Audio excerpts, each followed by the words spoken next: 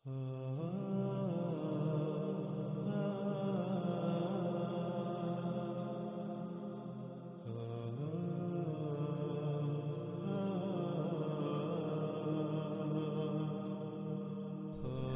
گزشتہ ایک ساتھ میں یہ بات بالکل کھل کر واضح ہو چکی کہ یاجوج اور ماجوج کون ہیں۔ قرآن میں جب صرف یاجوج اور ماجوج کے الفاظ آئیں تو سوال یہ پیدا ہوتا ہے کہ یاجوج اور ماجوج کون ہیں؟ تو اللہ سبحانہ و تعالیٰ نے ساتھ ہی سوال کا جواب بھی دے دیا کہ یاجوج اور ماجوج کون ہیں۔ اِنَّا یاجوج و ماجوج مفسدون فی الارض، اس میں کچھ شک نہیں یاجوج تھے اور ماجوج تھے وہ جو زمین میں فساد کر رہے تھے۔ اس میں کچھ شک نہیں وہ ہیں یاجوج اور ماجوج جو زمین میں فساد کر رہے ہیں۔ ماضی میں جو لوگ زمین میں فساد کرتے رہے، اللہ سبحانہ و تعالیٰ نے انہیں یاجوج اور ماجوج قرار دیا، اور جو لوگ اس قرآن کے نزول کے بعد الساعۃ کے قیام کے قریب زمین میں فساد کریں گے وہ ہیں یاجوج اور ماجوج۔ آپ گزشتہ ایک ساتھ میں یہ بات بھی بالکل کھل کر جان چکے کہ اس قرآن میں اللہ سبحانہ و تعالیٰ نے اس قرآن کو احسن الحدیث کہا۔ اللہ نزل احسن الحدیث،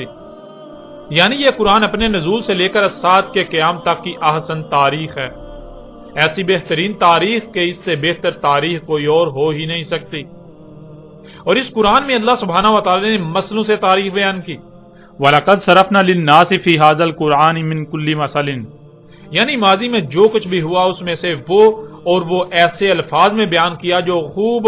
اس قرآن کے نزول سے لے کر الساعۃ کے قیام تک وقوع پذیر ہونا تھا۔ جو معاملہ یا مسئلہ لوگوں کو پیش آنا تھا، ہر بات ہر شے کا ذکر کیا گیا اس قرآن میں مسئلوں سے۔ آپ دیکھتے ہیں کہ قرآن میں ان لوگوں کا ذکر ملتا ہے جو اس قرآن کے نزول سے پہلے گزر چکے، جیسے کہ قوم نوح، قوم عاد، قوم سمود، قوم لوط، اخوان لوط، قوم شعیب، آل فرعون اور امت بنی اسرائیل وغیرہ۔ لیکن یہ جان لیں کہ اس قرآن میں اللہ سبحانہ و تعالیٰ نے ان کے قصے و کہانیاں بیان نہیں کی۔ اس قرآن میں اساطیر الاولین نہیں ہے، بلکہ گزشتہ ایک ساتھ میں یہ بات بالکل کھول کر واضح کی جا چکی کہ اسی قرآن میں اللہ سبحانہ و تعالیٰ نے کہا فَجَعَلْنَاهُمْ سَلَفًا وَمَثَلًا لِلْآخِرِينَ، پس کر دیا ہم نے انہیں سلفا، یعنی ایک ایک کو گزرے ہوئے کر دیا۔ جو اس قرآن کے نزول سے پہلے دنیا میں آئے تھے اب گزرے ہوئے ہو چکے، اور جنہیں ایک ایک کو گزرے ہوئے کر دیا انہیں نہ صرف گزرے ہوئے کر دیا بلکہ انہیں مثل کر دیا آخرین کے لیے، یعنی بعد میں آنے والوں کے لیے، اس قرآن کے نزول سے لے کر الساعۃ کے قیام تک آنے والوں کے لیے۔ اس قرآن کے نزول سے پہلے جو قومیں بھی اس دنیا میں آباد تھیں، جو قومیں بھی اس دنیا میں آئی، ان سب کے سب کو گزرا ہوا کر دیا، اور انہیں نہ صرف گزرا ہوا کر دیا بلکہ انہیں مثل کر دیا اس قرآن کے نزول سے لے کر الساعۃ کے قیام تک آنے والوں کے لیے۔ اس لیے اس قرآن میں جہاں جہاں بھی گزشتہ قوموں کا ذکر کیا گیا تو وہ اصل میں ان کا ذکر کرنا مقصود نہیں تھا، بلکہ اس قرآن کے نزول سے لے کر الساعۃ کے قیام تک آنے والوں کی مسلوں سے تاریخ اتاری گئی۔ اس قرآن میں اس قرآن کے نزول سے پہلے گزر جانے والے وہ لوگ جو زمین میں فساد کرتے رہے ان کا ذکر کرتے ہوئے ان کے بارے میں اللہ سبحانہ و تعالیٰ نے کہا کہ وہ یاجوج اور ماجوج تھے، اور قرآن میں انہیں یاجوج اور ماجوج کہنا یہ اساطیر الاولین نہیں، یعنی جو گزر چکے ان کی سطریں نہیں، بلکہ ان کی مسلوں سے قرآن کے نزول کے بعد الساعۃ کے قریب آنے والے مفسدون فی الارض جو کہ یاجوج اور ماجوج ہیں ان کی تاریخ اتاری گئی۔ آج سے 14 صدیاں قبل ہی یاجوج اور ماجوج کی مسلوں سے تاریخ اتاری گئی تھی۔ اس لیے اب قرآن سے ہی آپ پر واضح کرتے ہیں کہ وہ کون سے لوگ تھے جو اس قرآن کے نزول سے قبل دنیا میں آئے اور وہ زمین میں فساد کرتے رہے۔ انہوں نے کیسے اور کس طرح زمین میں فساد کیا اور پھر بالآخر اسی اپنے ہاتھوں سے کیے ہوئے فساد کے سبب ہلاک ہوئے، اور جیسے اللہ نے ان کا اس قرآن میں ذکر کیا آج بھی ان کی مسل لوگ موجود ہیں جو ان کی مسل زمین میں فساد کر رہے ہیں۔ ناظرین، یہ اللہ کا قانون ہے کہ اللہ نے ہر قوم کے شروع اور آخر میں رسول بھیجا، یعنی اللہ کا قانون ہے کہ اللہ کسی بھی قوم، کسی بھی امت کے شروع میں ایک رسول اور پھر اس کے آخر میں بھی ایک رسول پیش کرتا ہے، رسول بھیجا جاتا ہے بینات کے ساتھ، یعنی رسول آ کر سب کچھ کھول کھول کر واضح کر دیتا ہے۔ کسی بھی قوم کے شروع میں جب رسول بیس کیا جاتا ہے تو رسول آ کر انسانوں پر ان کی اس دنیا میں موجودگی کا مقصد اور اس مقصد کو پورا کیسے کرنا ہے، اگر اس مقصد کو پہچان کر جان کر اسے پورا نہیں کیا جاتا تو اس کے نقصانات کیا ہوں گے، کن کن تباہیوں ہلاکتوں کا سامنا کرنا پڑے گا، سب کچھ کھول کھول کر واضح کرتا ہے۔ جب آپ زمین و آسمانوں میں غور کریں تو آپ کو زمین و آسمانوں میں کوئی ایک بھی شے ایسی نہیں ملے گی جس کی تخلیق کا کوئی نہ کوئی مقصد نہ ہو، کوئی ایک بھی مخلوق ایسی نہیں ملے گی جو بغیر مقصد خلق کی گئی ہو اور پھر وہ اس مقصد کو پورا نہ کر رہی ہو، سوائے حضرت انسان کے۔ انسان واحد ایسی مخلوق ہے جسے دنیا میں آنے کا مقصد کیا ہے اس کا علم ہونا تو دور، بلکہ اسے خود اپنی ہی ذات کا علم نہیں کہ وہ کون ہے۔ مثلا اگر آپ کے ہاتھ کی طرف اشارہ کر کے آپ سے پوچھا جائے، آپ سے سوال کیا جائے کہ یہ کیا ہے، تو آپ فوراً جواب دیں گے کہ یہ ہاتھ ہے، اور جب آپ سے یہ سوال کیا جائے کہ یہ کس کا ہے تو آپ فوراً کہیں گے، فوراً جواب دیں گے کہ یہ میرا ہاتھ ہے۔ اسی طرح پاؤں کی طرف اشارہ کر کے پوچھا جائے کہ یہ کیا ہے تو آپ فوراً جواب دیں گے کہ یہ پاؤں ہے، اور جب یہ سوال کیا جائے کہ کس کا ہے تو فوراً جواب دیں گے کہ یہ میرا پاؤں ہے، یعنی یہ میرا ہے۔ اسی طرح بتدریج آپ کے جسم کے تمام اعضاء کے بارے میں سوال کرتے کرتے آپ کے پورے جسم کی طرف اشارہ کیا جائے اور آپ سے پوچھا جائے کہ یہ کیا ہے تو آپ جواب دیں گے یہ جسم ہے، اور پھر جب آپ سے یہ سوال کیا جائے کہ یہ کس کا ہے، یعنی یہ جسم کس کا ہے، تو آپ اس کا جواب دیں گے کہ یہ جسم میرا ہے، یہ میرا ہے۔ آپ اس جسم کو بالکل ایسے ہی میرا کہیں گے جیسے آپ کے پاس کوئی بکری، کوئی جانور یا کوئی شے جو آپ کی ملکیت ہو تو اس کے بارے میں پوچھا جائے کہ یہ کس کی ہے تو آپ کہیں گے یہ میری ہے، یعنی اس شے کو آپ اپنا وجود نہیں قرار دے رہے، آپ اس شے کو اپنا وجود نہیں کہہ رہے، آپ اس شے کو اپنا آپ نہیں کہہ رہے، آپ یہ نہیں کہہ رہے کہ یہ میں ہوں، بلکہ آپ کہتے ہیں کہ یہ میری ہے، آپ اس کی ملکیت کا دعویٰ کر رہے ہیں۔ آپ الگ ہیں اور وہ شے الگ ہے، بالکل ایسے ہی جب آپ کے جسم کے بارے میں آپ سے پوچھا گیا کہ یہ کس کا ہے تو آپ نے کہا، آپ نے جواب دیا کہ یہ میرا ہے، جس کا مطلب بالکل واضح ہے کہ یہ جسم آپ نہیں ہیں بلکہ آپ کوئی اور ہیں۔ آپ اس جسم کی ملکیت کا دعویٰ کر رہے ہیں، بالکل ایسے ہی جیسے آپ نے اس بکری، جانور یا اس شے کے بارے میں دعویٰ کیا کہ یہ میری شے ہے، یہ جسم آپ نہیں ہیں۔ اور اگر اس قدر حق واضح ہو جانے کے باوجود بھی کوئی یہ کہتا ہے، کوئی یہ کہے کہ یہ جسم ہی میں ہوں، تو پھر سوال یہ پیدا ہوتا ہے کہ اس جسم سے پہلے تم کیا تھے، کون تھے، کہاں تھے؟ اور جب یہ جسم میں میرا کرنا چھوڑ دیتا ہے، یعنی اس کی موت ہو جاتی ہے، تو تب تم کہاں جاتے ہو؟ وہ کہاں چلا جاتا ہے جو میں میرا کہہ رہا ہوتا ہے؟ وہ کون ہے؟ جب بھی کسی سے یہ سوال کیا جائے کہ اب بتاؤ کہ تم کون ہو، وہ کون ہے جو اس جسم کو میرا کہہ رہا ہے، تو شاید ہی کسی کے پاس اس سوال کا جواب ہو، کیونکہ اس سے پہلے تک تقریباً ہر انسان اسی 5 سے 6 فٹ کے جسم کو اپنا آپ ہی سمجھتا رہا اور اپنی ہی ذات کو بھولا رہا۔ اسے علم ہی نہیں تھا کہ یہ جسم وہ نہیں بلکہ یہ جسم اس کا ہے، جس وجہ سے اس کے پاس اس سوال کا جواب ہی نہیں ہوگا کہ وہ کون ہے، اس کی اپنی حقیقت کیا ہے، جس سے یہ بات بالکل کھل کر واضح ہو جاتی ہے کہ حضرت انسان تو خود اپنی ہی ذات کو بھول چکا ہے، وہ اپنے آپ کو ہی ایسے بھولا ہوا ہے جیسے کہ اس کا اپنا کوئی وجود ہی نہ ہو، اور وہ آج تک اس 5 سے 6 فٹ کے مادی جسم کو اپنا آپ سمجھتا رہا۔ ناظرین، یہ معنی ہے عربی کے لفظ انسان کے۔ انسان کے معنی ہے جو اپنی ہی ذات کو پورے کا پورا بھولا ہوا ہے۔ اب جسے اپنی ہی ذات کا علم نہیں، بلا اسے یہ کیسے علم ہو سکتا ہے کہ اس مادی بشری جسم کے ساتھ اس دنیا میں وہ کیا لینے آیا، کیا کرنے آیا، اس کی تخلیق کا مقصد کیا ہے؟ یوں انسان کو جب اس مقصد کا ہی علم نہیں تو وہ اس مقصد کو پورا کیسے کر پائے گا؟ وہ اس مقصد کو پورا ہی نہیں کر پائے گا۔ اسی حقیقت کو رسول آ کر واضح کرتا ہے کہ دیکھو، زمین و آسمانوں میں کوئی ایک بھی مخلوق ایسی نہیں جو بے مقصد خلق کی گئی ہو۔ زمین و آسمانوں میں جو کچھ بھی ہے اس کی تخلیق کا کوئی نہ کوئی مقصد ضرور ہے، اور اس مقصد کو پورا کرنے کے لیے ہر مخلوق کا اپنا اپنا مقام ہے۔ جب تک تمام کی تمام مخلوقات اپنے اپنے مقام پر رہتے ہوئے اپنی اپنی ذمہ داری کو پورا کریں گی، تب ہی وہ مقصد پورا ہوگا جس مقصد کے لیے انہیں خلق کیا گیا۔ زمین و آسمانوں کی مثال بالکل تمہارے جسم کی سی ہے۔ زمینوں آسمانوں کی مثال بالکل ایک مشین کی سی ہے.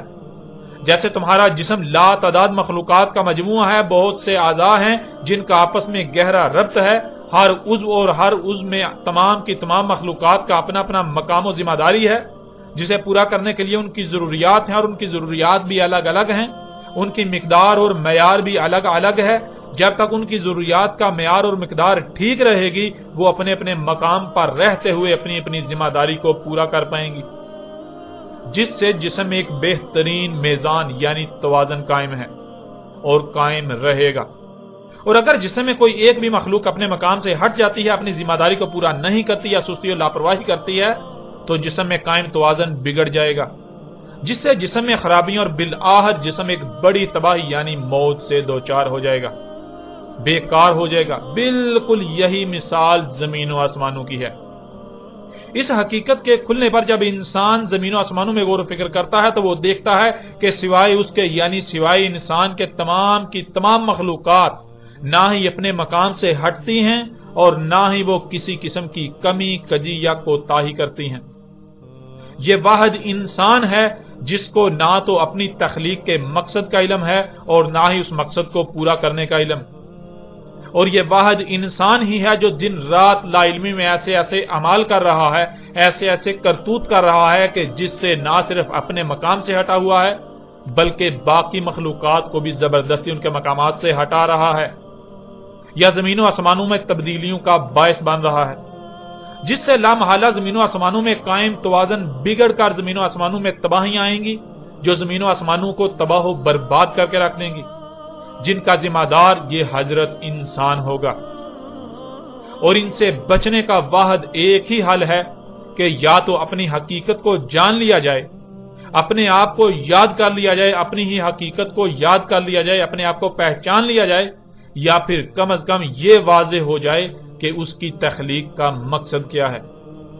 اسے اس دنیا میں کیوں بھیجا گیا.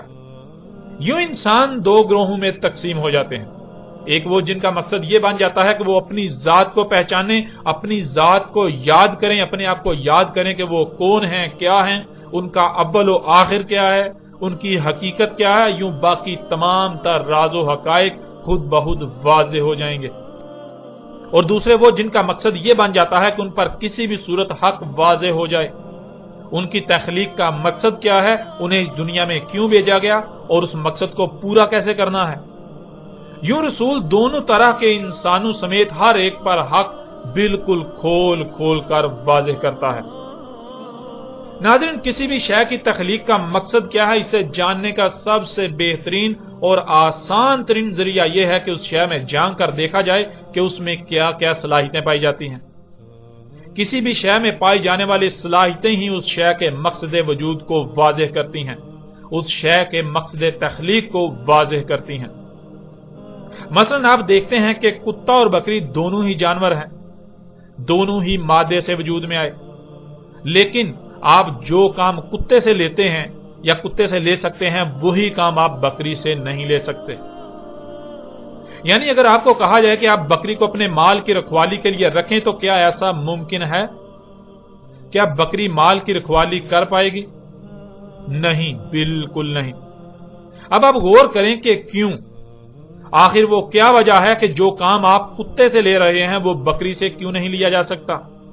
وہ کتے سے ہی کیوں لیا جا سکتا ہے؟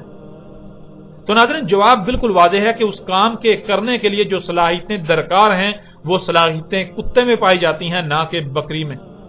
اگر وہی صلاحیتیں اور خصوصیات بکری میں پائی جائیں تو بکری سے وہی کام لیا جا سکتا ہے، اور اگر وہ صلاحیتیں کتے میں نہ ہوں تو کتے سے وہ کام نہیں لیا جا سکتا. جس سے یہ بات بالکل کھل کر واضح ہو جاتی ہے کہ مال کی رکھوالی کے لیے کتے کا ہونا شرط نہیں ہے،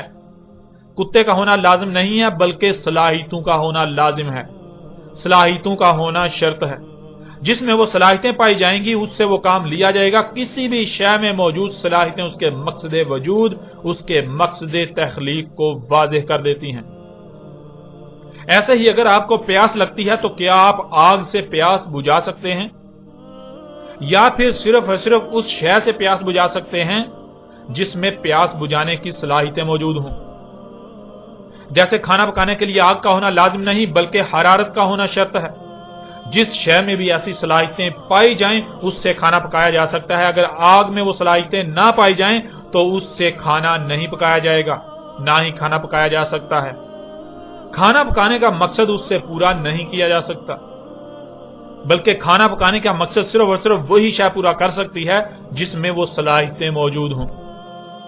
یعنی ناظرین، آپ کسی بھی قسم کی کوئی مثال سامنے رکھ لیجئے تو آپ پر یہ بات بالکل کھل کر واضح ہو جائے گی کہ کسی بھی شے کا مقصد تخلیق کیا ہے، مقصد وجود کیا ہے. اسے جاننے کا سب سے آسان اور بہترین ذریعہ یہ ہے کہ اس شے میں پائی جانے والی صلاحیتوں کو جان لیا جائے. جب اس شے میں پائی جانے والی صلاحیتوں کو جان لیا جائے گا تو وہ صلاحیتیں خود بخود اس شے کے مقصد تخلیق کو واضح کر دیں گی. زمین و آسمانوں میں ہر شے کو نہ صرف اس کے مقصد تخلیق کا علم ہے، بلکہ وہ اپنے اپنے مقام پر رہتے ہوئے اپنے اپنے مقصد کو پورا بھی کر رہی ہیں، سوائے حضرت انسان کے. انسان کا مقصد تخلیق کیا ہے، اس کو جاننے کے لیے اس میں موجود صلاحیتوں کو جاننا ہوگا. اور انسان چونکہ بشر ہے تو جب اس بشر میں غور کیا جائے تو بالکل کھل کر واضح ہو جاتا ہے کہ زمین و آسمانوں میں اس بشر کی مثال کسی مشین، کسی گاڑی کے خالق و مالک اور ڈرائیور کسی ہے. اس بشر میں زمین و آسمانوں میں خلق کرنے کی صلاحیتیں ہیں، مالک بننے کی صلاحیتیں ہیں، نظام چلانے کی صلاحیتیں ہیں. جیسے آپ اپنے ہی وجود میں غور کریں تو آپ پر یہ بات بالکل واضح ہو جائے گی کہ آپ کے جسم میں ہر عضو کا اپنا اپنا مقصد ہے. ٹانگوں کا مقصد جسم کو ادھر سے ادھر لے جانا، ہاتھوں کا مقصد جسم کے لیے کچھ بھی کرنا، دل کا مقصد جسم کے لیے دھڑکنا، آنکھوں کا مقصد جسم کے لیے دیکھنا، کانوں کا مقصد جسم کے لیے سننا، دماغ کا مقصد پورے جسم یعنی پورے وجود کا نظام چلانا، پورے جسم کی دیکھ بھال کرنا. تو جیسے جسم میں دماغ کی اہمیت و حیثیت ہے، بالکل یہی اہمیت و حیثیت زمین و آسمانوں کی مخلوقات میں اس بشر کی ہے. بشر کا مقصد زمین و آسمانوں کا نظام چلانا ہے. اب جب کہ یہ بات بالکل واضح ہو چکی کہ انسان میں زمین و آسمانوں کا نظام چلانے کی صلاحیتیں ہیں، خالق و مالک بننے کی صلاحیتیں ہیں، تو پھر اس میں کوئی شک نہیں رہتا کہ اس کا مقصد تخلیق زمین و آسمانوں کی دیکھ بھال کرنا تھا، ان کا نظام چلانا تھا. زمین و آسمانوں میں کسی بھی قسم کی کوئی تبدیلی نہ ہو، ان میں کہیں بھی کوئی چھیڑ چھاڑ نہ کر سکے. زمین و آسمانوں میں ہر شے کو اس کے مقام پر ہی رہنے دینا، ان کی حفاظت کرنا تھا. جیسے ہاتھ جسم کی حفاظت کرتے ہیں، جسم کو کسی بھی نقصان سے بچاتے ہیں، نقصان سے محفوظ رکھتے ہیں، بالکل ایسے ہی اس بشر کی تخلیق کا مقصد زمین و آسمانوں کی حفاظت کرنا تھا، انہیں کسی بھی قسم کے نقصان سے محفوظ رکھنا تھا. اور ناظرین، یہی ہر رسول نے آ کر واضح کیا، یہی ہر رسول نے آ کر کہا، جیسا کہ آپ سورہ البقرہ کی آیت نمبر 21 کو اپنی آنکھوں سے سکرین پر دیکھ رہے ہیں. یا ایھا الناس اعبدوا ربکم الذی خلقکم والذین من قبلکم.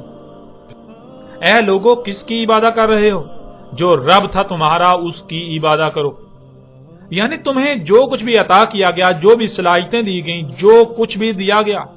تم اس کا استعمال کس کے لیے کر رہے ہو؟ کس کے پیچھے، کس کے حصول میں ان سب کا استعمال کر رہے ہو؟ اس کے پیچھے، اس کے لیے ان سب کا استعمال کرو جس نے تمہیں وجود دیا، اور یہ سب جس نے تمہیں عطا کیا. تمہارا رب تھا وہ ذات جس نے تمہیں خلق کیا اور ان لوگوں کو خلق کیا جو تم سے پہلے تھے. پھر اسی طرح سورہ ال عمران کی آیت نمبر 51 میں اللہ سبحانہ وتعالی کا کہنا ہے، ان اللہ ربی و ربکم فاعبدوہ ھذا صراط مستقیم. یعنی جو بھی رسول آیا تو ہر رسول کی دعوت یہی رہی، اس میں کچھ شک نہیں، اللہ تھا میرا رب اور تمہارا رب. کس کی عبادت یعنی غلامی کر رہے ہو؟ پس اسی کی عبادت کرو، اسی کی غلامی کرو. یہ ہے صراط المستقیم، یعنی یہ ہے وہ لائن جسے قائم کرنے کے لیے تمہیں دنیا میں لایا گیا، تمہیں وجود دیا گیا. سورہ المائدہ کی آیت نمبر 72 میں ہے کہ یہی عیسیٰ ابن مریم علیہ السلام نے بنی اسرائیل کو کہا، وقال المسیح یا بنی اسرائیل اعبدوا اللہ ربی و ربکم. اور کہا تھا المسیح نے یعنی عیسیٰ ابن مریم نے، اے بنی اسرائیل، کس کی عبادت کر رہے ہو؟ کس کے عبد بنے ہوئے ہو؟ اللہ تھا جس کی عبادت کرنی ہے، جس کا عبد بننا ہے. اللہ وہ تھا جو میرا رب ہے اور تمہارا رب. اس طرح سورہ الاعراف کی آیت نمبر 59 میں ہے کہ یہی نوح علیہ السلام نے اپنی قوم سے کہا لَقَدْ أَرْسَلْنَا نُوحًا إِلَىٰ قَوْمِهِ فَقَالَ يَا قَوْمِ اعْبُدُوا اللَّهَ مَا لَكُم مِّنْ إِلَٰهٍ غَيْرُهُ تحقیق کے بھیجا ہم نے نوح کو اس کی قوم کی طرف، پس کہا تھا نوح نے اے میری قوم کس کی عبادت کر رہے ہو، کس کے عبد بنے ہوئے ہو؟ اللہ تھا جس کی عبادت کرنی ہے، جس کا عبد بننا ہے، نہیں ہے تمہارے لیے جتنے بھی الہ ہیں ان میں سے اس کے علاوہ کوئی الہ۔ یعنی تمہیں جو کچھ بھی دیا گیا، ذہانت ہو، مال ہو، اولاد ہو، یا جو کچھ بھی ہو، جو کچھ بھی تمہیں دیا گیا تو دیکھو یہ سب تمہیں کس نے دیا؟ کیا فطرت نے ہی تمہیں وجود نہیں دیا؟ فطرت ہی وہ ذات نہیں جس نے تمہیں یہ سب عطا کیا؟ فطرت نے ہی تم میں یہ سب صلاحیتیں نہیں رکھی؟ تو پھر ان سب کا استعمال کیا ہے، کس مقصد کے لیے، کس کے پیچھے ان سب کا استعمال کرنا ہے، اس کا فیصلہ کرنے کا اختیار اور حق کس کو ہونا چاہیے؟ یہ حق کس کا ہے؟ کیا اس کے علاوہ کوئی بھی ایسا ہے جس کی بات مان کر جس کے کہے کے مطابق ان سب کا استعمال کیا جائے؟ نہیں، بالکل نہیں۔ جب یہ سب اسی ذات نے عطا کیا تو پھر ظاہر ہے اس نے یہ سب جس مقصد کے لیے عطا کیا اسی کو علم ہے، اور اسی کے فیصلے پر عمل کرتے ہوئے ان سب کا استعمال کرو۔ سورہ الاعراف کی آیت نمبر 65 میں ہے کہ یہی ہود علیہ السلام نے قوم عاد سے کہا وَإِلَىٰ عَادٍ أَخَاهُمْ هُودًا قَالَ يَا قَوْمِ اعْبُدُوا اللَّهَ مَا لَكُم مِّنْ إِلَٰهٍ غَيْرُهُ۔ سورہ الاعراف کی آیت نمبر 73 میں ہے کہ یہی صالح علیہ السلام نے قوم سمود سے کہا وَإِلَىٰ ثَمُودَ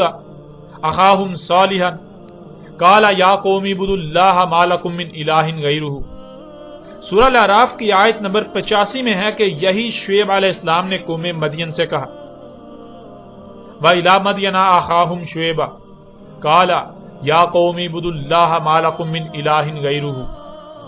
اور سورہ نحل کی آیت نمبر 36 میں ہے کہ اللہ سبحانہ و تعالیٰ نے ہر امت میں جو بھی رسول بھیجا تو ایک ایک رسول کی یہی دعوت تھی وَلَقَدْ بَعَثْنَا فِي كُلِّ أُمَّةٍ رَسُولًا أَنِ اعْبُدُوا اللَّهَ وَاجْتَنِبُوا الطَّاغُوتَ۔ اور تحقیق کے بیس کیا، یعنی لوگوں میں سے ہی ایک بشر کو کھڑا کیا ہم نے ہر امت میں رسول کہ کس کی عبادت کر رہے ہو، یعنی جو کچھ بھی تمہیں عطا کیا گیا وہ کس کے لیے، کس کے پیچھے استعمال کر رہے ہو، کس کے حصول کے لیے استعمال کر رہے ہو؟ اللہ تھا جس نے تمہیں یہ سب عطا کیا اور اسی کے لیے اس کے کہے کے مطابق ان سب کا استعمال کرو، اور بچو ہر اس شے سے جس کے پیچھے ان میں سے کسی بھی صلاحیت یا جو بھی تمہیں عطا کیا گیا استعمال کرنا اس سے یعنی اللہ سے بغاوت ہے۔ سورہ نحل کی آیت نمبر 36 میں اللہ سبحانہ تعالیٰ کا کہنا ہے کہ ہر امت میں جو بھی رسول بیس کیا اس نے اپنی قوم کو یہی کہا ان اعبدوا اللہ، کہ اللہ ہی کی عبادت کرو، اور یہ اللہ نے خود اس قرآن میں بھی کہا جیسا کہ سورہ یاسین کی آیت نمبر 61 آپ کو سکرین پر نظر آ رہی ہے وَأَنِعْبُدُونِي هَٰذَا صِرَاطٌ مُسْتَقِيمٌ۔ سورہ یاسین کی آیت نمبر 61 میں اللہ سبحانہ وتعالیٰ کا کہنا ہے کہ کس کی عبادت یعنی غلامی کر رہے ہو، صرف اور صرف میری ہی غلامی کرنی ہے، اس لیے میری ہی غلامی کرو، یہ ہے صراط المستقیم، یعنی یہ ہے وہ لائن جسے قائم کرنے کے لیے تمہیں دنیا میں لایا گیا، تمہیں وجود دیا گیا۔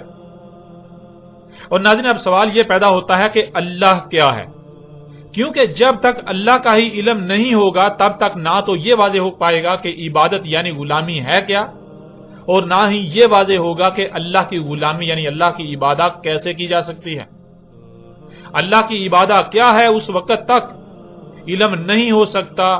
جب تک کہ یہ واضح نہ ہو جائے کہ اللہ کیا ہے، اور اللہ کیا ہے اس کو بھی اللہ نے پورے قرآن میں جگہ جگہ واضح کر دیا، جیسا کہ آپ ان چند آیات کو اپنی سکرین پر دیکھ رہے ہیں۔ سورہ آل عمران کی آیت نمبر 51 میں اللہ سبحانہ تعالیٰ کا کہنا ہے ان اللہ ربی و ربکم فاعبدوہ ھذا صراط مستقیم۔ سورہ مریم کی آیت نمبر 36 میں اللہ سبحانہ تعالیٰ کا کہنا ہے وَإِنَّ اللَّهَ رَبِّي وَرَبُّكُمْ فَاعْبُدُوهُ ھذا صراط مستقیم۔ اس طرح سورہ البقرہ کی آیت نمبر 21 میں اللہ سبحانہ تعالیٰ کا کہنا ہے یا ایھا الناس اعبدوا ربکم الذی خلقکم والذین من قبلکم لعلکم تتقون۔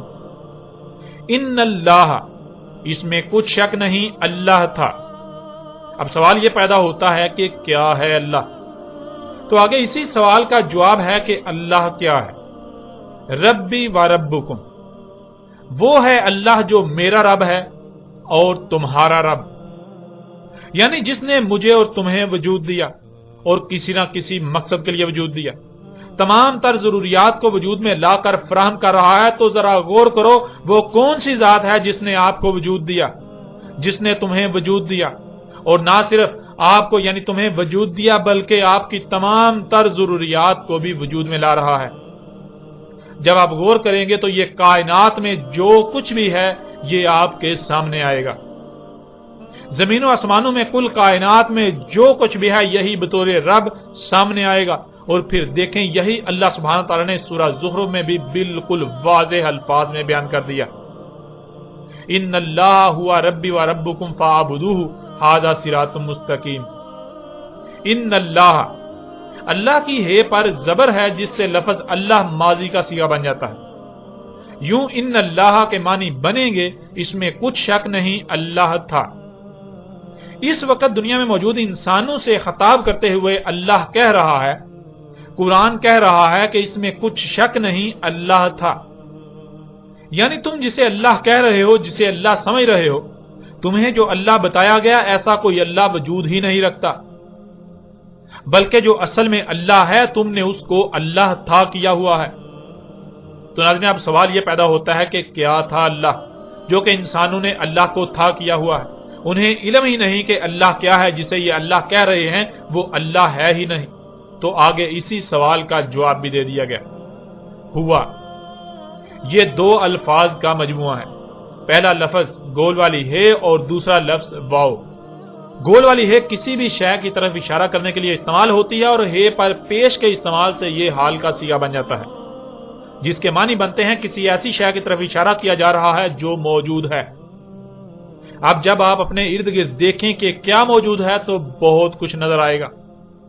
تو جو بھی نظر آئے سوال یہ پیدا ہوتا ہے کہ کیا یہ اللہ ہے؟ تو آگے اسی کا جواب بھی ہے واو۔ واو کے معنی ہیں اور واو پر زبر کے استعمال سے یہ ماضی کا صیغہ بن جاتا ہے۔ یوں ہوا کے معنی بنتے ہیں کہ جو کچھ بھی موجود ہے اس کی طرف اشارہ کرتے جائیں، اس کا ذکر کرتے جائیں، یہاں تک کہ واو یعنی اور ماضی کا قصہ نہیں بن جاتا، واو ماضی کا صیغہ نہیں بن جاتا۔ مثلا جب آپ دیکھیں کہ کیا ہے جو موجود ہے تو درخت نظر آئیں گے، تو سوال یہ پیدا ہوتا ہے کہ کیا بس درخت ہی موجود ہیں، ان کے علاوہ اور کچھ نہیں؟ تو جواب ہے کہ نہیں، اور بھی ہے۔ تو سوال یہ پیدا ہوتا ہے کہ کیا ہے اور پہاڑ بھی ہیں۔ اسی طرح اور کرتے جائیں، پہاڑ اور سمندر اور زمین اور چاند اور سورج اور نظام شمسی اور کہکشاں، اسی طرح اور کرتے جائیں تو جہاں اور ختم ہو جائے اور یعنی واو ماضی کا صیغہ بن جائے تو جو سامنے آئے گا وہ ذات ہے اللہ۔ بالکل ایسے ہی جیسے آپ کے جسم کے اعضاء کو اور کرتے جائیں، جب اور ختم ہو جائے گا اور ماضی کا صیغہ بن جائے گا تو پورے کا پورا وجود سامنے آ جائے گا، جسے عمران یا کوئی بھی نام دیا جائے گا۔ یہ ہے عمران۔ جسم کے کسی بھی عضو کو عمران نہیں کہا جائے گا، بلکہ ہر عضو کا الگ الگ نام ہے اور ہر عضو عمران کی آیت ہے۔ ربی و ربکم، یہ ہوا ہی ہے جو رب ہے میرا اور رب ہے تمہارا۔ اور ناظرین پہلے ہی یہ بات بالکل کھل کر واضح ہو چکی کہ رب تو یہی ذات سامنے آتی ہے جو موجود ہے۔ جو کچھ بھی نظر آ رہا ہے، جو کچھ بھی نظر آ رہا ہے یہ اللہ ہی کا وجود نظر آ رہا ہے، اس کے علاوہ تو کوئی دوسرا ہے ہی نہیں۔ فاعبدوہ، کس کے عبد بنے ہوئے ہو پس وہی ہے اسی کے عبد بنو، یعنی کس کی عبادت کر رہے ہو پس اسی کی عبادت کرو۔ اب ناظرین سوال یہ پیدا ہوتا ہے کہ عبادت کسے کہتے ہیں، عبادت کے معنی کیا ہے؟ عبادت جسے اردو میں عبادت لکھا اور پڑھا جاتا ہے اس کے معنی کیا ہیں؟ یعنی کسی کا عبد بننا کیا ہے، عبادت کسے کہتے ہیں، عبادت کیا ہے اور لفظ عبادت کے معنی کیا ہیں؟ ناظرین انسانوں کی اکثریت لفظ عبادت کو اردو کا لفظ سمجھتی ہے، لیکن یہ لفظ اردو کا نہیں بلکہ عربی کا ہے، اور عربی میں اسے یوں لکھا جاتا ہے عبادہ، اور جب عربی لہجے میں اس لفظ کو پڑھا جاتا ہے تو تیز ساکت ہو کر ہے کی آواز میں بدل جاتی ہے، یعنی اسے عبادہ پڑھا یا بولا جائے گا۔ عربی کا لفظ عبادہ جب اردو میں شامل ہوا تو اسے عربی کی بجائے اردو لہجے میں تے کے ساتھ بولا گیا اور بولا جاتا ہے، یعنی عبادت۔ اب آتے ہیں اس لفظ کے معنی کی طرف۔ ناظرین، سب سے پہلے ایک مثال آپ کے سامنے رکھتے ہیں تاکہ آپ پر بات ہر لحاظ سے کھل کر واضح ہو جائے۔ مثلا آپ تصور کریں کہ آپ میں وہ تمام تر اور احسن صلاحیتیں موجود ہیں جو ایک انتہائی پیچیدہ ترین مشین بنانے کے لیے ضروری ہوں، یعنی آپ شروع سے لے کر آخر تک مشین کے مکمل ہونے تک ایک ہی ایسی ذات ہیں کہ جس نے وہ مشین تیار کی اور پھر صرف اور صرف آپ ہی میں اس مشین کو احسن طریقے سے چلانے کی صلاحیتیں ہیں، اور آپ کے علاوہ کوئی بھی دوسری ایسی ذات نہیں جس میں وہ صلاحیتیں ہوں جو آپ میں ہیں۔ اور پھر مشین ایسی ہے کہ اگر رائے برابر بھی عمل خلاف ہدایات کیا جائے گا تو اس میں خرابیاں ہو جائیں گی اور بالآخر تباہ ہو جائے گی۔ آپ نے مشین مکمل کر لی اور اسے چلانے کے لیے آپ نے ارادہ کیا کہ کسی دوسرے کو مشین پر معمور کیا جائے،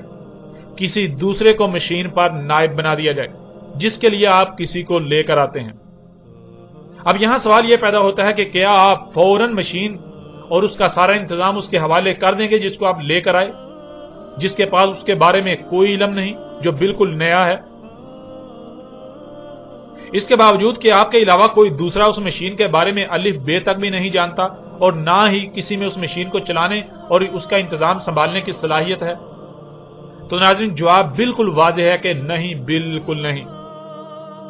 آپ فوراً مشین اور اس کا انتظام اس کے حوالے نہیں کریں گے، بلکہ آپ سب سے پہلے وہ صلاحیتیں اسے عطا کریں گے جو اس مشین کو چلانے کے لیے حاصل ہونا ضروری ہیں، جو کہ لامحدود نہیں بلکہ محدود ہوں گی اس مشین کے انتظام چلانے کی حد تک۔ یوں آپ اس کو وہ تمام صلاحیتیں دیتے ہیں جو اس مشین کو چلانے، اس کا انتظام سنبھالنے کے لیے ضروری ہیں۔ اب ناظرین، سوال یہ پیدا ہوتا ہے کہ اگر آپ نے اسے یہ تمام صلاحیتیں عطا کی تو کیوں؟ کیا ان صلاحیتوں کے عطا کرنے کا کوئی مقصد نہیں ہوگا؟ نہیں، بلکہ آپ نے اسے وہ محدود صلاحیتیں خاص مقصد کے لیے دیں تاکہ وہ ان صلاحیتوں سے اس مقصد کو پورا کرے جس مقصد کے لیے وہ صلاحیتیں اسے دی گئیں، اور اس پر فرض ہے کہ وہ ان صلاحیتوں کو صرف اور صرف اسی مقصد کے لیے استعمال کرے جس مقصد کے لیے اسے وہ صلاحیتیں دی گئیں، کیونکہ اگر وہ ان صلاحیتوں کا رائے برابر بھی اپنی مرضی کے مطابق استعمال کرے گا تو مشین میں خرابیاں اور بالآخر تباہ ہو جائے گی۔ مالک نے جو صلاحیتیں دی ان صلاحیتوں کا خالص اسی مقصد کے لیے استعمال کرنا جس مقصد کے لیے مالک نے عطا کی، یہ عربی میں عبادہ یا عبادت کہلاتا ہے، اور اردو میں اسے غلامی، جسے اردو میں بھی زیادہ تر عبادت کہا اور لکھا جاتا ہے۔ اللہ سبحانہ و تعالی جو کہ آپ کا رب ہے، اور رب کون ہے یہ بالکل واضح ہو چکا کہ ایک ہی ذات ہے۔ اللہ کی ذات اور ہر طرف اسی کا وجود نظر آ رہا ہے۔ اللہ نے انسان کو جتنی بھی نعمتیں دیں، جو بھی صلاحیتیں دیں، جو کچھ بھی عطا کیا، ایک تو وہ محدود ہیں اور دوسرا یہ کہ ان سب کے عطا کرنے کا کوئی نہ کوئی مقصد ضرور ہے۔ جیسے ہمارے ہاتھ، پاؤں، آنکھیں، کان، ناک سمیت جتنے بھی جسم کے اعضاء ہیں، پھر ہمارے کھانے کے لیے، ہماری ضروریات کو پورا کرنے کے لیے جو کچھ بھی ہمیں خلق کر کے عطا کیا، عطا کر رہا ہے، خواہ وہ سانس لینے کے لیے آکسیجن ہی کیوں نہ ہو، ہمارے سوچنے سمجھنے، غور و فکر کرنے، تدبر و تفکر کرنے، کچھ بھی کرنے کی صلاحیتیں، مال و دولت یا اولاد ہی کیوں نہ ہو، یہ سب کچھ محدود اور کسی نہ کسی مقصد کے لیے عطا کیا۔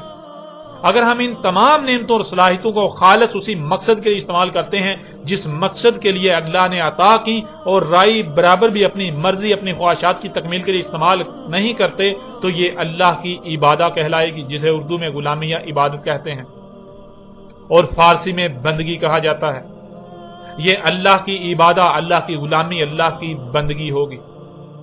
اور اگر ان نعمتوں، ان صلاحیتوں یا جو کچھ بھی اللہ نے عطا کیا اللہ کے واضح کردہ مقصد کے علاوہ کسی اور مقصد کے لیے استعمال کریں گے تو وہ اسی شے کی عبادت کہلائے گی،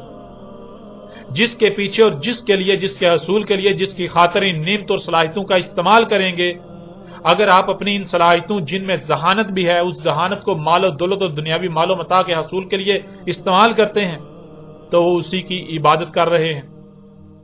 کوئی شخص ایسا کر رہا ہے تو وہ اسی کی عبادت کر رہا ہے جس کے پیچھے وہ اپنی ان صلاحیتوں کا استعمال کر رہا ہے، جس کے حصول کے لیے، جس کے پیچھے ان صلاحیتوں کا استعمال کر رہا ہے،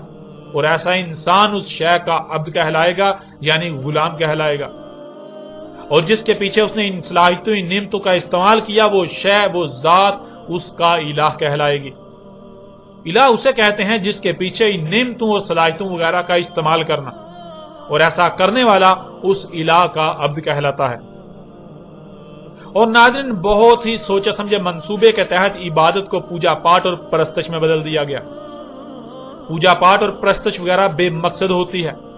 جس کی جاتی ہے وہ خود محتاج ہوتا ہے۔ اللہ کی ذات محتاج نہیں ہے، اللہ محتاج نہیں ہے، اللہ غنی ہے،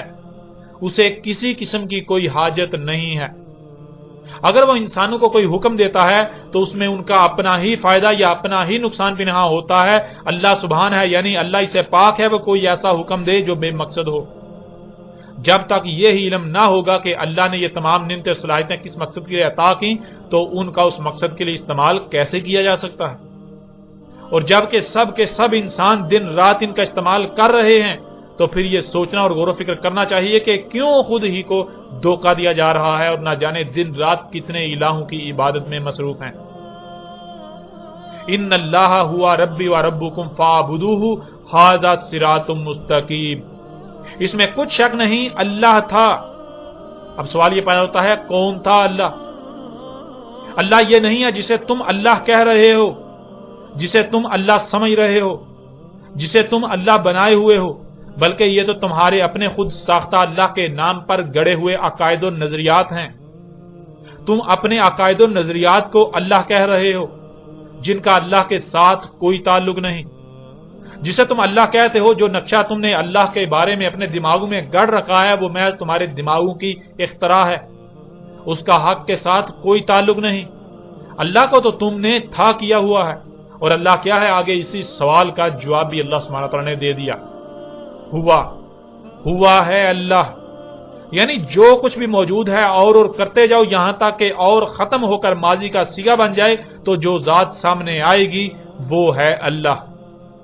یہی وہ ذات ہے ربی و ربکم، میرا رب اور تمہارا رب۔ یعنی غور کرو، کیا تمہیں اسی نے وجود نہیں دیا؟ اور پھر دیکھو تمہاری ضروریات کیا ہیں، تمہارے سانس لینے کے لیے آکسیجن، پینے کے لیے پانی، کھانے کے لیے گوشت سمیت طرح طرح کے پھل سبزیاں فروٹ وغیرہ، تمہاری سواری کی ضرورت کو پورا کرنے کے لیے گدھے گھوڑے خچر، رہنے کے لیے زمین، اور جو کچھ بھی تمہاری ضروریات ہیں۔ ذرا غور کرو ان کو کون ہے جو وجود میں لا رہا ہے؟ کیا وہی ذات ان سب کو وجود میں نہیں لا رہی جو ہر طرف نظر آ رہی ہے، جنہیں تم مخلوقات کا نام دیتے ہو؟ جب اسی نے وجود دیا اور یہی ذات تمہاری تمام تر ضروریات کو وجود میں لا رہی ہے تو پھر رب کون ہوا؟ اس کے علاوہ رب کون ہوا؟ اور ذرا غور کرو، یہی ذات نہیں، یہی فطرت نہیں جس نے تم میں صلاحیتیں رکھی، تمہیں تمام تر صلاحیتیں دی؟ جب اسی نے تم میں صلاحیتیں رکھی تو اس نے جو کچھ بھی تمہیں عطا کیا وہ کس مقصد کے لیے عطا کیا؟ ذرا غور کرو، تمہاری ذات میں تمہارے ہاتھ کس کے لیے ہیں؟ کیا تمہاری اپنی ہی ذات کی حفاظت کے لیے ہیں یا کسی دوسرے کے لیے؟ تمہاری ذات میں تمہاری زبان کا مقصد کیا ہے؟ تمہارے ہی وجود کی ترجمانی یا پھر کسی دوسرے کی؟ تمہاری ذات میں تمہارے دل کا مقصد کیا ہے؟ کسی دوسرے کے لیے دھڑکنا یا پھر تمہارے لیے؟ اسی طرح کسی بھی عضو کی مثال لے لو، تم اپنے ہی جسم میں کسی بھی خلق کی کسی بھی مخلوق کی مثال لے لو، تو جس ذات نے فطرت نے تمہیں وجود دیا اس نے کسی اور کے لیے تمہیں وجود دیا؟ ایسا کیسے ہو سکتا ہے؟ جو بھی صلاحیتیں اس نے تمہیں دیں کیا کسی اور کے استعمال کے لیے، کسی اور کے پیچھے استعمال کرنے کے لیے دیں یا پھر اسی وجود کے لیے جس نے تمہیں یہ سب صلاحیتیں دیں؟ جب وجود اس ذات نے دیا، تمام تر صلاحیتیں یا جو کچھ بھی ہے اسی ذات نے عطا کی، تو پھر جو کچھ بھی اس نے عطا کیا اس کا استعمال اس کے علاوہ کسی اور کے لیے کرو، یہ حق ہو سکتا ہے؟ یا وہ ذات تمہیں اس بات کی اجازت دے گی؟ وہ تمہیں اس بات کی اجازت دے گی کہ تم اسی کی دی ہوئی صلاحیتوں سے، اسی کے دے ہوئے اسباب و وسائل سے اسی کے ساتھ دشمنی کرو؟ فاعبدوہ، ذرا غور تو کرو کیا کر رہے ہو، کس کی غلامی کر رہے ہو؟ یہ جو کچھ بھی تم کر رہے ہو، تمہیں جو صلاحیتیں دیں، جو مال دیا، جو اولاد دی، جو ذہانت دی، جو زندگی دی، جو صحت دی، جو وقت دیا، تمہیں سانس لینے کے لیے آکسیجن، کھانے کے لیے پھل سبزیاں، پینے کے لیے پانی، رہنے کے لیے زمین، آرام کرنے کے لیے رات بنائی، اور جو کچھ بھی تمہیں عطا کیا ذرا غور تو کرو، جس نے تمہیں عطا کیا کیا اسی کے لیے ان سب کا استعمال کر رہے ہو یا پھر اس کے ساتھ دشمنی میں ان سب کا استعمال کر رہے ہو؟ فطرت نے تمہیں یہ سب عطا کیا، تم اسی کے خلاف ان سب کا استعمال کر رہے ہو، اسی میں چھیڑ چھاڑ کر رہے ہو، اسی میں پنگے لے رہے ہو، اسی میں تبدیلیاں کر رہے ہو، اسی کی غلامی کے بجائے اس کے ساتھ دشمنی کر رہے ہو، تو جان لو، باز آ جاؤ۔ اگر تمہیں یہ سب کچھ عطا کیا گیا تو اس لیے نہیں بلکہ اس لیے عطا کیا گیا کہ اسی کی عبادت کرو، یعنی اسی کی غلامی کرو۔ جو کچھ بھی تمہیں عطا کیا گیا اسی کے لیے، اسی کی دیکھ بھال کے لیے استعمال کرو، کوئی اس کے ساتھ دشمنی نہ کر پائے۔ زمین و آسمانوں میں اور جو کچھ بھی ان میں ہے ان میں کوئی رد و بدل نہ کرے، ان میں چھیڑ چھاڑ نہ کرے، فطرت میں تبدیلیاں نہ کرے، مخلوقات کو ان کے مقامات سے نہ ہٹائے، اس مقصد کے لیے استعمال کرو۔ اگر مخلوقات کو ان کے مقامات سے ہٹایا جا رہا ہے تو ایسا کرنے والوں کو روکنے کے لیے تمہیں یہ سب عطا کیا گیا۔ زمین و آسمانوں کی اصلاح کرنے کے لیے تمہیں یہ سب عطا کیا گیا۔ جیسے تمہاری ذات میں آنکھیں، کان، ناک، زبان، منہ، ہاتھ، پاؤں سمیت تمام کے تمام اعضاء کا مقصد تمہاری ہی ذات کی غلامی ہے۔ وہ جو بھی کریں گے تمہارے ہی جسم کے لیے کریں گے، تمہارے ہی جسم کے لیے کرتے ہیں۔ بالکل ایسے ہی تم نے جو بھی کرنا ہے، تم جو بھی کرو تو اللہ ہی کی غلامی کرو، اللہ ہی کی غلامی کرنی ہے، ایک بھی عمل اس کی بغاوت والا نہ ہو۔ ناظرین، اللہ کیا ہے اس پر یہاں موضوع کے مطابق مختصراً بات کی گئی۔ اللہ کیا ہے اس پر پوری تفصیل کے ساتھ ہر پہلو سے الگ نشست میں اسی موضوع کے تحت بات کی جائے گی، جسے ضرور سنیں تاکہ آپ پر ہر بات بالکل کھل کر واضح ہو جائے۔ اللہ سبحانہ و تعالی نے یہ بات بالکل کھول کر واضح کر دی کہ ہر رسول نے یہی دعوت دی، ہر رسول نے آ کر یہی دعوت دی، ہر رسول نے آ کر زمین و آسمانوں اور جو کچھ بھی ان میں ہے ان کے بارے میں حق کھول کھول کر واضح کیا کہ ان کی تخلیق کیسی کی گئی۔ زمین و آسمانوں کی مثال بالکل تمہارے جسم یا ایک مشین کی سی ہے، اور یہی وجہ ہے کہ ہر رسول کو ساحر کہا گیا۔ ساحر سحر سے ہے، اور سحر کہتے ہیں مخلوقات پر دسترس پانے، مخلوقات کو کنٹرول کرنے کے علم یا صلاحیتوں کو، اور ساحر کہتے ہیں اس شخص کو جس کے پاس ایسا علم یا صلاحیتیں ہوتی ہیں جن سے مخلوقات پر دسترس پائی جا سکے، ان پر کنٹرول پایا جا سکے، انہیں اپنے ماتحت کیا جا سکے،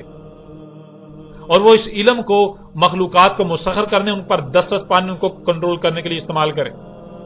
موجودہ دور میں اس علم کو سائنس، اور جن کے پاس یہ علم یا صلاحیتیں موجود ہیں انہیں سائنسدان کہا جاتا ہے۔ اردو میں سائنسدان، انگلش میں سائنٹسٹ، اور عربی میں اس قرآن میں اللہ سبحانہ تعالیٰ نے لفظ ساحر کا استعمال کیا۔ آپ قرآن اٹھا کر دیکھ لیں، پورے کا پورا قرآن زمین و آسمانوں اور جو کچھ بھی ان میں ہے ان کے بارے میں بات کرتا ہے۔ ہر رسول کی دعوت بھی یہی تھی۔ نہ تو قرآن میں کسی پوجا پاٹ کا ذکر ہے اور نہ ہی کسی ایک بھی رسول نے پوجا پاٹ کی دعوت دی۔ گزشتہ ایک سال میں آپ پر یہ بات بھی بالکل کھول کر واضح کی جا چکی کہ اللہ سبحانہ و تعالیٰ صرف اور صرف تب ہی رسول بیعث کرتا ہے جب اس سے پہلے انسان 100% گمراہی میں ہوتے ہیں، نور کی ایک کرن بھی نہیں ہوتی، کسی کو بھی نہیں علم ہوتا کہ حق کیا ہے، ہر کوئی باطل پر ہوتا ہے۔ اس کے باوجود ہر کوئی خود کو اہل حق سمجھ رہا ہوتا ہے، اور ہر بار یہی وجہ بنی کہ رسول نے آ کر جب حق واضح کیا تو رسول کو سائنسدان کہا گیا کہ یہ تو ساری سائنسی باتیں کرتا ہے، اور دین تو سائنس نہیں بلکہ دین تو پوجا پاٹ کا نام ہے، جس پر ہم نے اپنے آباء و اجداد کو پایا، جس پر یہ ایک لفظ بھی بیان نہیں کرتا، اس لیے اسے تو دین کا علم ہی نہیں، یہ تو دین کی الف بے سے بھی واقف نہیں۔ حالانکہ حقیقت اس کے بالکل برعکس ہوتی ہے کہ انسانوں کو دین کی الف بے کا بھی علم نہیں ہوتا۔ وہ جو کچھ انہیں ان کے آباء و اجداد سے نسل در نسل منتقل ہوا اسے ہی دین سمجھ رہے ہوتے ہیں، حالانکہ وہ دلال مبین میں ہوتے ہیں، وہ دلال مبین ہوتی ہیں، 100% گمراہیاں ہوتی ہیں، ان کو حق کا بالکل علم نہیں ہوتا۔ اور ان کے برعکس جب رسول آ کر حق بیان کرتا ہے تو انسانوں کی اکثریت رسول کی دشمن بن جاتی ہے۔ ناظرین، ہر امت میں، ہر قوم کے شروع میں آنے والے رسول نے یہ حق کھول کھول کر واضح کیا اور پہلے ہی آگاہ کر دیا کہ اگر تم فطرت سے بغاوت کرو گے، اللہ کی حدود سے تجاوز کرو گے، تو جان لو اللہ نے زمین و آسمانوں کو ایسا خلق کیا کہ زمین و آسمانوں میں لا تعداد مخلوقات ایسی ہیں جو غیب ہیں، جن کے قریب بھی نہیں جانا، جن کو نظر انداز کرنا ہے۔ یعنی جنہیں تم سے چھپا دیا گیا، اور کثیر تعداد ایسی مخلوقات بھی ہے جو متشابہات ہیں، یعنی بالکل سامنے نظر تو آ رہی ہیں لیکن ان کا مقصد کیا ہے اس کا علم تمہیں نہیں دیا گیا، یا پھر ان کی تخلیق یا مزید مکمل ان کے بارے میں تمہیں علم نہیں دیا گیا۔ اس لیے اگر وہ سامنے ہیں بھی تو تم نے ان کے پیچھے نہیں پڑنا، ان کو نظر انداز کرنا ہے۔ اس لیے کہ اگر تم اللہ کی لگائی ہوئی حدود سے تجاوز کرتے ہو تو ایک وقت ایسا آئے گا جب اللہ نے جو تم سے چھپا دیا وہ تم پر کھلنا شروع ہو جائے گا، وہ غیب نہیں رہے گا۔ جب ایک شے سامنے آئے گی تو پھر وہ ایک نہیں بلکہ حادثاتی طور پر اللہ کے غیب سے مخلوقات کا سامنے آنے والا ایک نہ ختم ہونے والا سلسلہ شروع ہو جائے گا۔ تم دن بدن بڑھتے ہی جاؤ گے، فطرت سے بغاوت میں بڑھتے ہی جاؤ گے، یہاں تک کہ تم ہلاک ہو جاؤ گے۔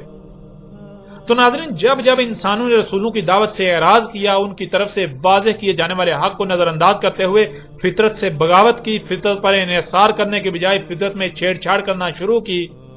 تو ایک وقت ایسا آیا جب حادثاتی طور پر اللہ کا غیب ظاہر ہونا شروع ہو گیا۔ جب اللہ کا غیب ظاہر ہونا شروع ہوا تو انسانوں نے ان مخلوقات کو اپنی مرضیوں کے مطابق تعویلات پہنانا شروع کر دیں،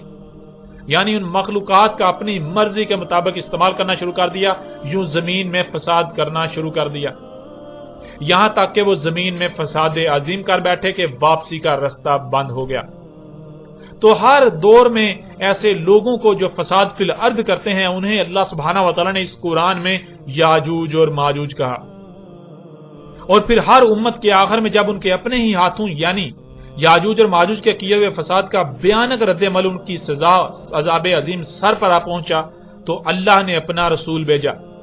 جس نے آ کر پھر وہی سارا حق کھول کھول کر واضح کر دیا اور کھول کھول کر متنبہ کیا کہ اب بھی وقت ہے فساد کرنے سے باز آ جاؤ، اللہ سے رجوع کرو ورنہ عذاب تمہارے سر پر کھڑا ہے۔ اور ناظرین، بلا جو ہوں ہی مجرم وہ کیوں اللہ کے بھیجے ہوئے کی دعوت کو تسلیم کریں گے، یہاں تک کہ وہ اسے اللہ کا بھیجا ہوا ہی کیوں تسلیم کریں گے؟ وہ تو ہر لحاظ سے اس کی تکذیب ہی کریں گے، اس کے ساتھ دشمنی ہی کریں گے۔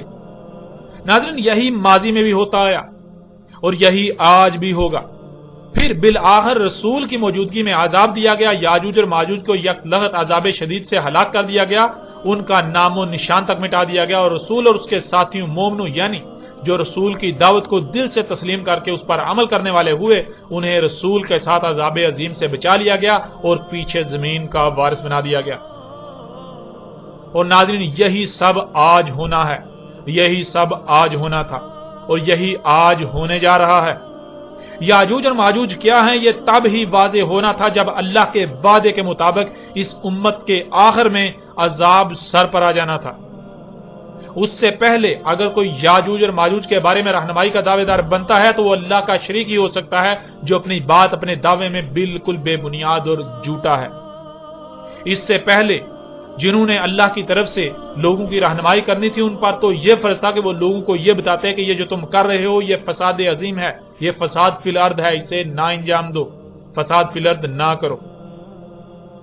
آج سے 14 صدیاں قبل جب انسان دلال مبین میں تھے یعنی 100% گمراہیوں میں تھے، کسی ایک کو بھی علم نہیں تھا کہ حق کیا ہے، نور کی ہدایت کی ایک کرن بھی نہیں تھی، تب اللہ سبحانہ وتعالی نے محمد علیہ السلام کو بیعث کیا اور محمد علیہ السلام پر زمین و آسمانوں اور جو کچھ بھی ان میں ہے ان کے بارے میں تمام کے تمام راز کھول کھول کر واضح کر دیے، اور محمد علیہ السلام نے آسان طریقے سے اپنی ذمہ داری کو نبھایا، انسانوں پر واضح کیا کہ جسے تم دین کا نام دے کر اس پر قائم ہو وہ دین نہیں ہے بلکہ اس کے بالکل برعکس دین تو فطرت ہے، فطرت پر قائم ہونا ہی اصل مقصد ہے۔ محمد علیہ السلام پر یہ سب واضح ہو چکا تھا کہ آج جب انسانوں کو دین کا علم ہی نہیں، ان کو علم ہی نہیں کہ حق کیا ہے، وہ پوجا پاٹ کو جو کچھ بھی آباء و اجداد سے نسل در نسل چلا رہا ہے اسے ہی دین سمجھے ہوئے ہیں، تو پھر اصل دین سے تو یہ بالکل لا علم ہے۔ یہ دین کو الگ اور دنیا کو الگ قرار دے کر زیادہ سے زیادہ حصول کے لالچ میں فطرت میں چھیڑ چھاڑ شروع کر چکے ہیں۔ اگر انہیں آج نہ روکا گیا تو ان قریب اللہ کے غیب کا سلسلہ کھل جائے گا، حادثاتی طور پر وہ مخلوقات، وہ سلسلہ سامنے آ جائے گا، آنا شروع ہو جائے گا جو اللہ نے چھپا دیا تھا، جسے نظر انداز کرنا تھا، شجرہ ملونا، وہ سلسلہ جس کو نظر انداز کرنا تھا، اور انسان اس کے پیچھے اس کی اتباع میں اللہ کے غیر کی مخلوقات کو اپنی منمانی اور خواہشات کی اتباع میں استعمال کریں گے، ان کو اپنی مرضی کے مطابق استعمال کریں گے، تو آہستہ آہستہ زمین و آسمانوں میں سب کچھ درہم برہم ہو جائے گا۔ اس لیے محمد علیہ السلام نے اس وقت لوگوں کو پہلے تو دعوت دی، اور جب دعوت دے چکے تو جو قوت میسر آئی اس کے ساتھ انسانوں کو فطرت میں مداخلت کرنے سے روکنے کے لیے میدان میں کود پڑے، اور قوت کے ساتھ انہیں فطرت کو تبدیل کرنے سے روک دیا، اور یہ بات بھی واضح کر دی کہ جب تک لوگ فطرت پر قائم رہیں گے نہ تو یاجوج اور ماجوج کا کوئی تصور ہوگا اور نہ ہی دجال کا، تب تک اسات سمیت اسات کی کوئی ایک بھی شرط ظاہر نہیں ہوگی۔ لیکن جیسے ہی فطرت سے بغاوت کی جائے گی، فطرت پر انحصار کرنا ترک کر دیا جائے گا، تو ایسا کرنے والے یاجوج اور ماجوج ہوں گے۔ یعنی جب زمین میں فساد شروع ہو جائے گا تو ایسا کرنے والے یاجوج اور ماجوج ہوں گے، جیسے ایسے وقت گزرتا جائے گا تو یاجوج اور ماجوج یعنی زمین میں فساد کرنے والوں کی بھی تعداد بڑھتی چلی جائے گی، زمین میں کثرت ہوتی چلی جائے گی، یہاں تک کہ ایک وقت آئے گا جب پوری زمین ایسے لوگوں سے بھر جائے گی۔ یاجوج اور ماجوج مفسدون فی الارض سے زمین بھر جائے گی، جو زمین و آسمانوں میں سب کچھ درہم برہم کر دیں گے،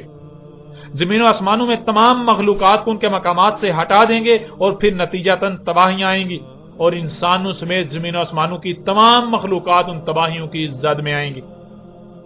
ناظرین، اب آپ غور کریں کہ کیا آج دنیا میں انسان اللہ کی غلامی کر رہے ہیں؟ جس ذات نے انہیں وجود دیا اور جو کچھ بھی انہیں عطا کیا، جو صلاحیتیں دیں، کیا ان سب کا استعمال اسی ذات یعنی فطرت کے لیے کر رہے ہیں؟ فطرت کو محفوظ کرنے کے لیے کر رہے ہیں، یا پھر الٹا ان کا استعمال اللہ کی دشمنی میں کر رہے ہیں، فطرت سے بغاوت کر رہے ہیں؟ جب آپ غور کریں گے تو غور کرنے کی ضرورت ہی نہیں، پوری دنیا میں ہر طرف ہر انسان اللہ کا دشمن بنا ہوا ہے، اللہ کی آیات کی تکذیب کرنے میں نظر آئے گا۔ زمین و آسمانوں میں جو کچھ بھی ہے یہ سب کی سب اللہ کی آیات ہیں، یعنی اگر ان میں سے کسی میں بھی غور کیا جائے گا، ان کی گہرائی میں جایا جائے گا تو اللہ سامنے آئے گا۔ زمین و آسمانوں میں جو کچھ بھی ہے یہ اللہ کی آیات ہیں، یہ اللہ ہی کا وجود نظر آ رہا ہے، لیکن آج کوئی بھی انہیں اللہ کی آیات ماننے کو تیار ہی نہیں۔ ہر کوئی یہی کہتا ہے کہ زمین و آسمانوں میں جو کچھ بھی ہے یہ مخلوقات ہیں اور یہ ہمارے ہی لیے ہیں، اس لیے ہم ان کے ساتھ جو جی چاہے کریں اور کر رہے ہیں۔ کسی کو علم ہی نہیں کہ یہ اللہ ہی کا وجود ہے، یہ اللہ کی آیات ہیں، یہ اللہ کے ساتھ چھیڑ چھاڑ کر رہے ہیں، یہ اللہ کے ساتھ دشمنی کر رہے ہیں۔ اس لیے ان کو بار بار کہا گیا اللہ سے بچو، اللہ سے بچو، اللہ سے بچو۔ یہ تم چھوٹی چھوٹی پریشانیوں سے بچنے کے لیے، ملامتوں سے بچنے کے لیے اللہ کے ساتھ پنگے لے رہے ہو، اللہ کے ساتھ چھیڑ چھاڑ کر اللہ کے ساتھ دشمنی کر رہے ہو، تو ان ملامتوں، چھوٹی چھوٹی دنیاوی مصیبتوں، پریشانیوں سے بچنے کے لیے اللہ کے ساتھ دشمنی نہ کرو، بلکہ اللہ سے بچو۔ جو اللہ ہے اسے یہ اللہ ماننے کو تیار ہی نہیں، اور جو ان کے دماغوں کی اختراع ہے جس کا حق کے ساتھ کوئی تعلق ہی نہیں، اسے اللہ قرار دے رہے ہیں، اور پھر نتیجہ آپ کے سامنے ہے۔ جب اللہ کو اللہ ماننا ہی نہیں، اللہ کی آیات کو اللہ کی آیات ماننا ہی نہیں، تو ظاہر ہے یہ لوگ جو چاہیں گے کریں گے، اپنی خواہشات کو ہی حق کا نام دے کر ان کی اتباع کریں گے، اور بالکل بے فکر ہو کر کریں گے، کیونکہ یہ تو یہی سمجھ رہے ہیں کہ ہم کون سا اللہ کے ساتھ دشمنی کر رہے ہیں، اللہ کے ساتھ چھیڑ چھاڑ کر رہے ہیں، بلکہ ہم تو مخلوقات کو چھیڑ چھاڑ رہے ہیں، ہم تو مخلوقات میں چھیڑ چھاڑ کر رہے ہیں، لیکن حقیقت کیا ہے اس کا انہیں علم ہی نہیں۔ اور اگر بتا بھی دیا جاتا ہے، ہر لحاظ سے کھول کھول کر حق واضح بھی کر دیا جاتا ہے، تو ماننے کو تیار ہی نہیں، کیونکہ یہ لوگ اپنے آباء و اجداد کو چھوڑنے پر تیار ہی نہیں۔ یہی سب گزشتہ ہلاک شدہ اقوام نے کیا، اور آج دنیا کے انسان جس مقام پر پہنچ چکے ہیں، بالکل ایسے ہی اسی مقام پر وہ قومیں بھی پہنچی تھیں جو ان سے پہلے اس زمین پر آباد تھیں، جن کی مسلوں سے اس قرآن میں آج ان موجودہ لوگوں کی تاریخ بیان کی گئی، جن پر اب تفصیل کے ساتھ بات کریں گے، اور بالکل کھول کر واضح کرتے ہیں کہ اللہ سبحانہ و تعالی نے کس طرح مسلوں سے آج کی تاریخ اتاری تھی، قرآن میں یاجوج اور ماجوج پر ہر پہلو سے بات کی تھی۔